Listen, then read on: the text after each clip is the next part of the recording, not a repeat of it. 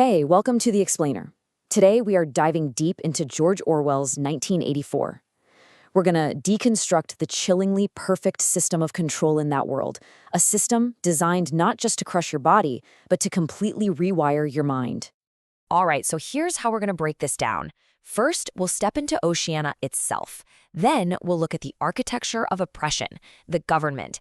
After that, we follow a rebel's doomed journey. We'll also get into the party's mental toolkit. And finally, we'll talk about the Orwellian legacy and why it still matters so much. Okay, first up, welcome to Oceania. Let's really set the scene and get a feel for this suffocating world where literally every single aspect of life is engineered for total control. You know, this is the first thing you see when you enter this world, and it's probably the last thing you'll ever forget. And make no mistake, this isn't just a warning or a threat. It's a simple statement of fact. In Oceania, telescreens are everywhere, watching your every move, listening to your every word. Privacy? Yeah, that idea is completely extinct. So how is this society structured? Well, it's a super rigid pyramid. Right at the very top, you've got the inner party. That's the elite, just a tiny 2% who get all the perks. Then there's the outer party, about 13%. These are the bureaucrats, the administrators, and this is where our main character Winston fits in. They live in pretty miserable conditions and are watched constantly.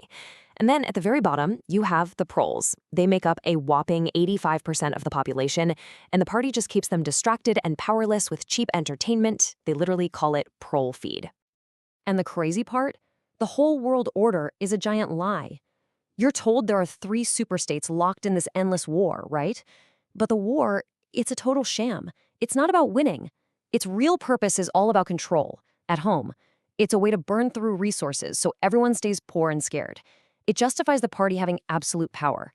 So yeah, this war isn't meant to be won. It's just meant to continue. Forever. All right, next section. So, how is all this control actually managed? Well, let's look at the architecture of oppression, specifically the 4 ministries that run everything.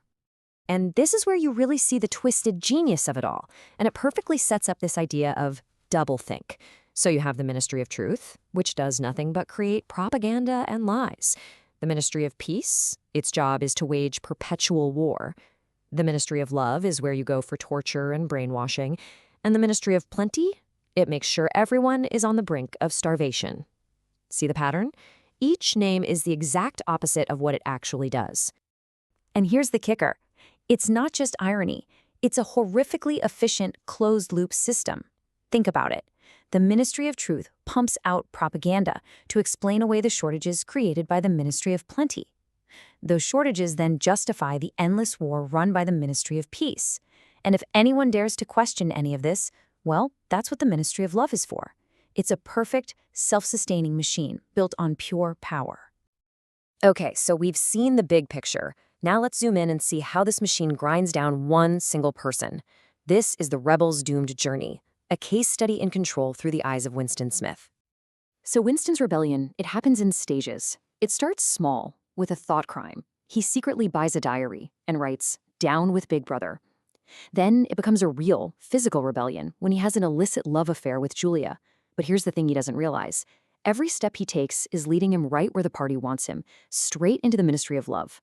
He thinks he's fighting back, but really, he's just walking deeper and deeper into a trap that was set for him all along. And what's really interesting is that even his partner in crime, Julia, isn't on the same page.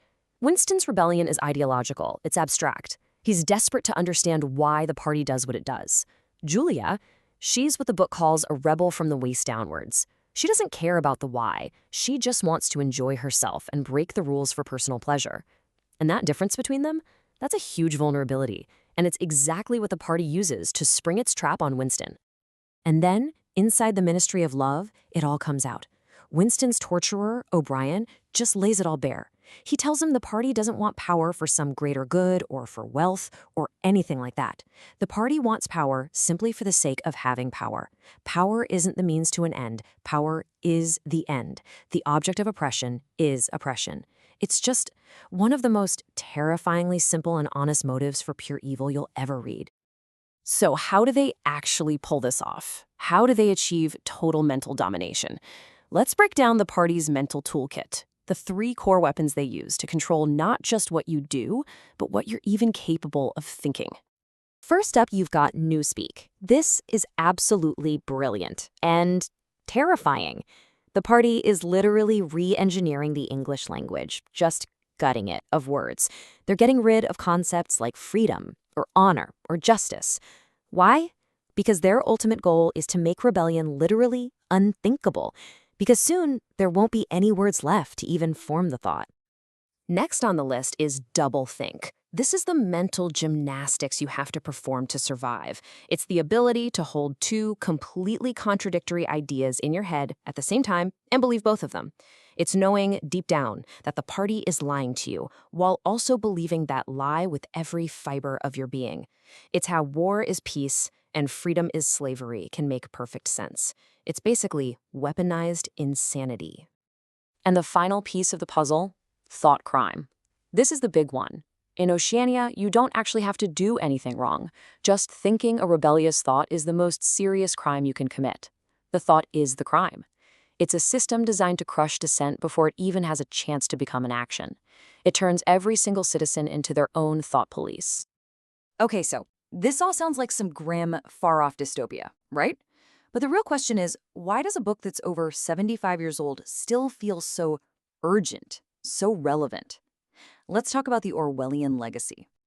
I think the answer is pretty simple. Orwell didn't just give us a story, he gave us a vocabulary. Think about all these words that have seeped into our everyday language. Big Brother, Newspeak, doublethink, thought crime. They've become these essential tools that we all use to call out abuses of power and the manipulation of truth whenever we see it in our own world. And this isn't just some abstract academic thing. I mean, back in January 2017, sales of this book just skyrocketed. Why? Because a government official used the phrase alternative facts. People heard that and immediately recognized it for what it was, a perfect, real-world example of Newspeak. It was happening right in front of them, and everyone reached for Orwell to make sense of it.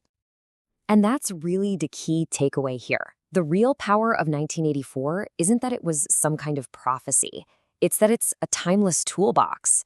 Orwell gave us the intellectual tools to dissect propaganda, to spot doublethink from a mile away, and to see exactly how language can be used as a weapon. It's like a permanent defense kit for objective reality. Which leaves us with the book's central, nagging question. A question that feels maybe even more urgent today than it did back in 1949. For Winston Smith, freedom was something very simple. The freedom to say that 2 + 2 makes 4.